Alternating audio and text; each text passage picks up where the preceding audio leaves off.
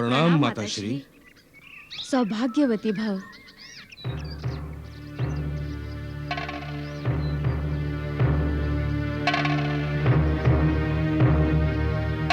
कृष्ण तुम्हारा महाशत्रु है शिशुपाल। क्या उस महाशत्रु से रुक्मिणी का विवाह होने दोगे?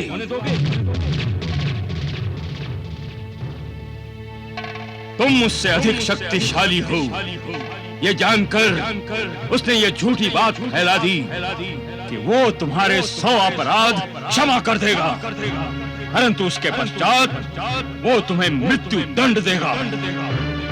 कृष्ण तुम्हें मृत्यु दंड देगा। कृष्ण तुम्हें मृत्यु दंड देगा।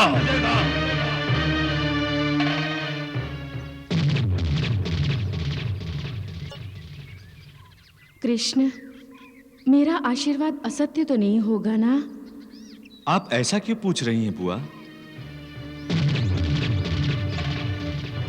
आपका वचन सदा सत्य ही होगा। आपका वचन सत्य ही होगा माताश्री। दूसरों से क्या पूछना, मुझसे पूछिए। मैं इस संसार का सर्वश्रेष्ठ योद्धा हूं। आपका वचन मिथ्या ना हो, इसके लिए मैं साक्षात महाकाल से युद्ध कर सकता हूं माताश्री। नहीं पुत्र, तुम्हारी बातों से अहंकार की गंध आ रही है। कृष्ण और बलराम कोई दूसरे नहीं हैं, हमारे अपने हैं, तुम्हारे ममेरे भाई हैं। जाने दीजिए बुआ, मुझे तो ऐसा लगता है कि शिशुपाल की शिक्षा अभी पूर्ण नहीं हुई है, तभी तो ये अपने बड़े भाइयों को प्रणाम करना भी भूल गया है। पुत्र शिशुपाल, वासुदेव कृष्ण और बलराम को प्रणाम करो। माताश्री, आपने हमें क्यों बुलाया है? बताइए बुआ, आपने शिशुपाल और हम दोनों को क्यों बुलाया है? पुत्र, मैं अपनी पुत्र वधू को देखना चाहती थी और तुम दोनों को कृष्ण और बलराम के आशीर्वाद प्राप्त हो, इसीलिए इन्हें भी बुला लिया है। माताश्री, जिसे सम्राट जरासंध का आशीर्वाद प्राप्त हो, उसे दूसरे किसी आशीर्वाद की कोई आवश्यकता नहीं।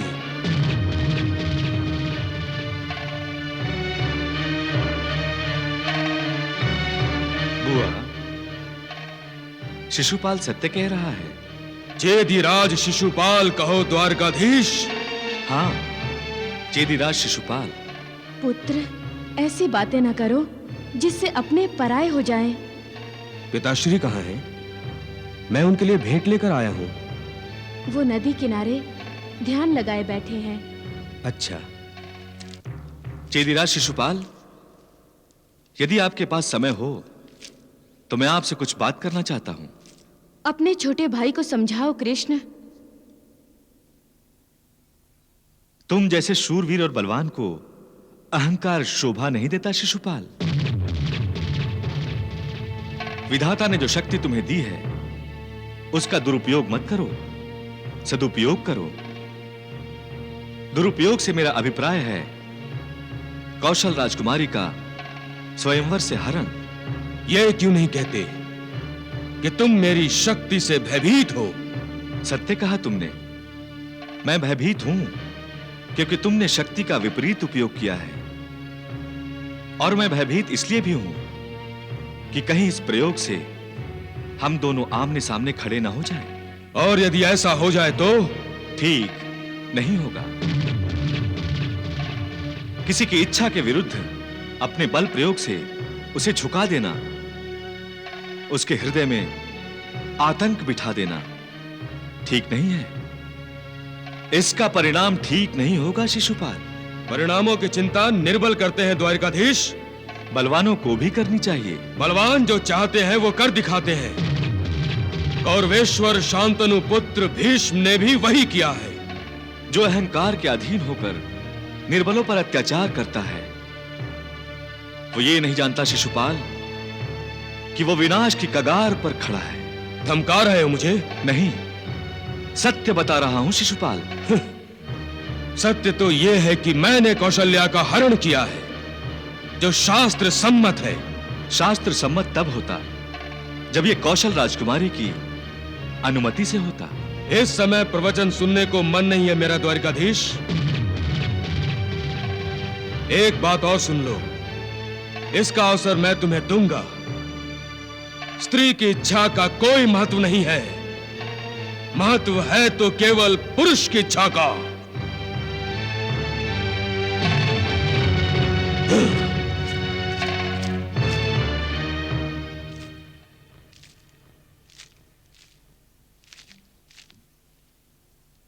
कुछ समझ में आया उसे?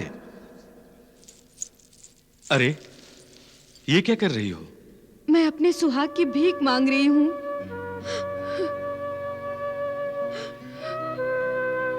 नारी जाति की विडंबना देखिए द्वारिकाधीश।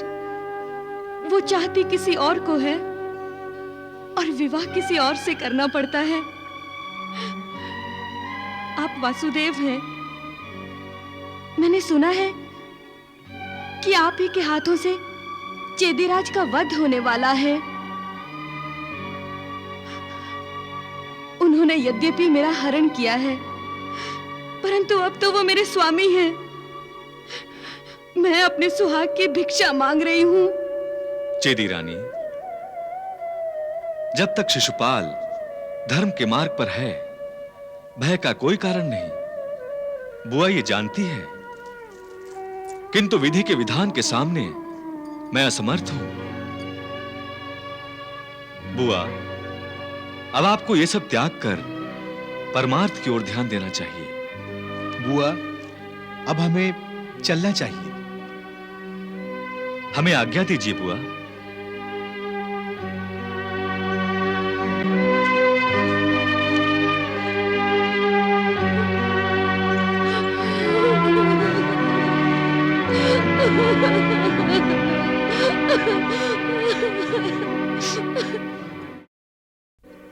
प्रभु, इतना अहंकार!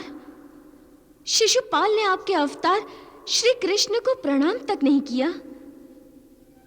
अविवेकी है जो आपसे अकारण ही घृणा करता है। अविवेकी नहीं देवी, अज्ञानी है।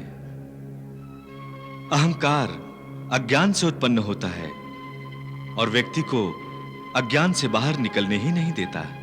तो अविवेकी कौन होता है प्रभु? जिसका विवेक जागृत ही ना हो। और विवेक? जो ज्ञान को क्रियावान बनाता है। देवी, विवेक हमारे मस्तिष्क के मानसरोवर का हंस है, जो जल को छोड़कर दुग्ध को ही ग्रहण करता है। असत और असत्य को छोड़कर सत और सत्य को ग्रहण करता है। विवेक धर्म का वो हाथ है जिससे पुण्य कर्म किए जाते हैं। देवी, शिशुपाल जरासंध के अहंकार के खूंटे से बंधी हुई गाय है, जो उतनी ही दूर घूम फिर सकती है जितनी दूर रस्सी जाती है, और रस्सी भी जरासंध के स्वार्थ से बनी हुई।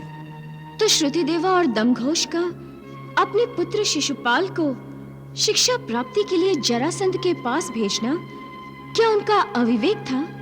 आप क्या समझती हैं देवी? प्रभु, मेरे विचार में तो दमघोष और श्रुति देवा ने अपना भविष्य सुरक्षित रखने के लिए उसे सम्राट जरासंध के पास भेजा था। आप सत्य कह रही हैं देवी। उन्होंने ना अपने विवेक से काम लिया और ना ही अविवेक से। वो केवल उनका स्वार्थ था, और स्वार्थ की ओर आकर्षित होना अज्ञान है। यदि ऐसा न होता तो दमघोष और श्रुति देवा के संस्कारों से भरे आंगन में शिशुपाल रूपी असुर उत्पन्न न होता। देवी, किसी को सम्मान न देना, बड़ों का आशीर्वाद न ग्रहण करना, किसी को उसकी इच्छा के विरुद्ध बलपूर्वक हरण कर लेना, बिना कारण किसी का वध कर देना शिशुपाल का चरित्र बन गया है। जो अज्ञान से उत्पन्न अहंकार है, और अहंकारी के हाथ अधर्म की खड़ग लग गई है। अब वो दिन दूर नहीं है देवी, जब शिशुपाल अपने 100 अपराध पूरे कर लेगा और वासुदेव श्री कृष्ण उसका अंत कर देंगे। मेरा अंत? वो भी कृष्ण करेगा? हाँ? मैं उसका अंत करूंगा, तुम देखना कौशल्या। नहीं स्वामी, द्वारिकाधीश तो अनंत है। हट! कौशल्ये, जो जन्मा है उसका अंत भी है, फिर कृष्ण अनंत कैसे हुआ? कहते हैं श्री कृष्ण का जन्म नहीं हुआ, उनका अवतार हुआ है। क्या प्रमाण है तुम्हारे पास? एक रात्रि में द्वारिका जैसी नगरी का निर्माण परमेश्वर ही कर सकता है स्वामी। द्वारिका एक रात में बनी है, यह असत्य है। सुनी सुनाई बातों पर विश्वास मत करो, स्वयं सोचो कि क्या यह संभव है। फिर भी आप उनसे शत्रुता क्यों कर रहे हैं? इसलिए कि मैं विदर्भ राजकुमारी रुक्मिणी से विवाह करना चाहता हूं, परंतु वो कृष्ण से विवाह करना चाहती है। क्या कृष्ण से मेरी शत्रुता का यह कारण कम नहीं? मैं उसे जीवित नहीं छोड़ूंगा, और उस भद्र नगरी के राजकुमार को भी जिससे कि तुम विवाह करना चाहती थी, मैं भद्र नगरी पर आक्रमण करूंगा। और जिस दिन आक्रमण होगा, उस दिन भद्र के राजकुमार का अंतिम दिन होगा।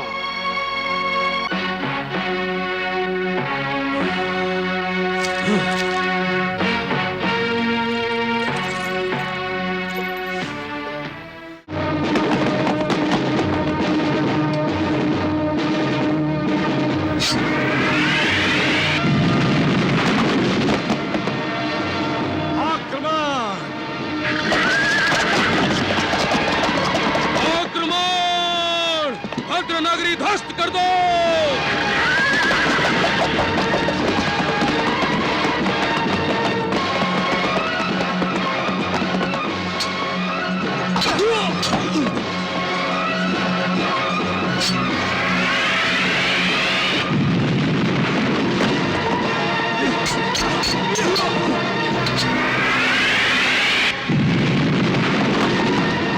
रुक जाओ जदिराज।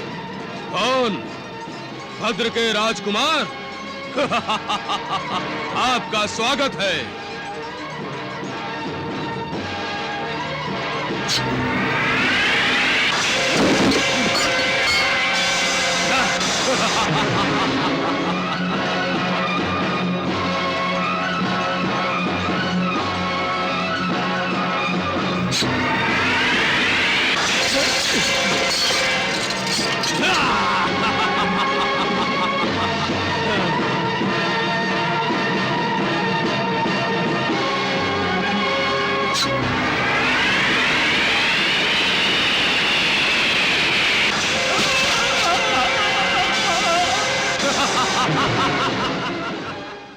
प्रतिशोध रुक्मी, प्रतिशोध।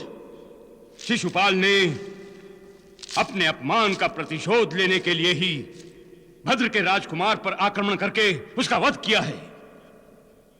परंतु सम्राट, भद्र के राजकुमार ने तो शिशुपाल का कोई अपमान नहीं किया था। युवराज रुक्मी, कौशल्य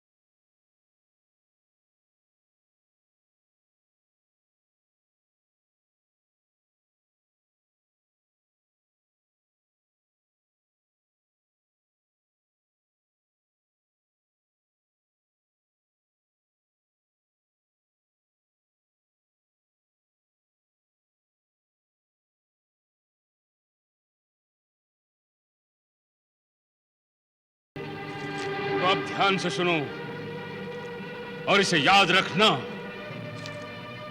रुक्मिणी कृष्ण से विवाह करेगी तो शीघ्र ही विधवा हो जाएगी, क्योंकि मैं और शिशुपाल कृष्ण को जीवित छोड़ने वाले नहीं। 17 बार आक्रमण किया मैंने कृष्ण पर, परंतु इस बार आक्रमण करके लौटूंगा तो कृष्ण का वध करके ही मगध लौटूंगा। आप क्रोधित मत होइए सम्राट, मैं आपको वचन देता हूं, रुक्मिणी का विवाह शिशुपाल से ही होगा। क्या रुक्मिणी ये वचन निभाएगी? अवश्य सम्राट, अवश्य। तो ठीक है, मैं शिशुपाल को लेकर महाराज भीष्मक से शिशुपाल रुक्मिणी विवाह निश्चित करने शीघ्र ही आ रहा हूं। अहो भाग्य सम्राट, अहो भाग्य। प्रणाम।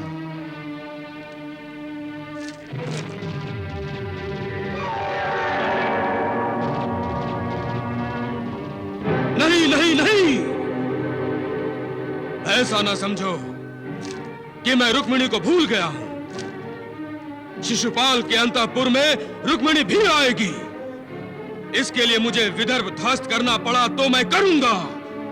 इतना बल है मेरी बाहों में। मैं चुप हूं तो केवल काका श्री सम्राट जरासंध के कारण। एक बात और कौशल्य, मैं उसे विवाह करके उसे चेदी देश लाऊंगा, मगर उसे रानी नहीं बनाऊंगा। तो वो इस राजभवन में रहेगी, मगर मेरी रानी बनकर नहीं, मेरी दासी बनकर। दासी।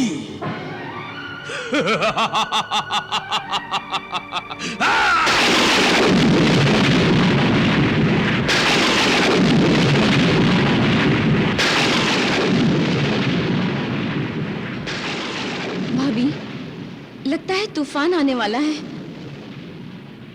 आने वाला नहीं, आ रहा है, और उस तूफान का नाम है सम्राट जरासंध। शिशुपाल के अपमान को सम्राट जरासंध ने अपना अपमान समझा है। पिताश्री, अब अगर बचा सकते हैं तो बचा लीजिए अपने विदर्भ को, वरना जहां अब तक आपने राज किया है वहीं सेवक बनकर रहना होगा। भैया, आप पिताश्री का अपमान कर रहे हैं। अपमान नहीं कर रहा हूं, आप सबको सत्य के दर्शन करा रहा हूं। जब सम्राट जरासंध और शिशुपाल विदर्भ पर आक्रमण करेंगे और विदर्भ को जीत लेंगे तो किसी का सम्मान नहीं रहेगा, किसी का नहीं।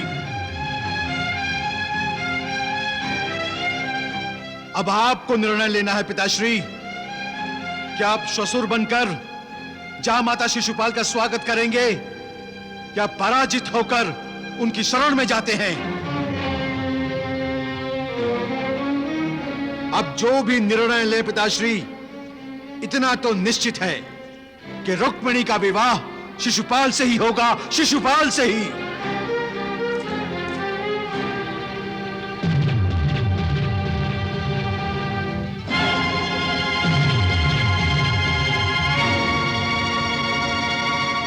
पुत्री, इस तूफान से विदर्भ को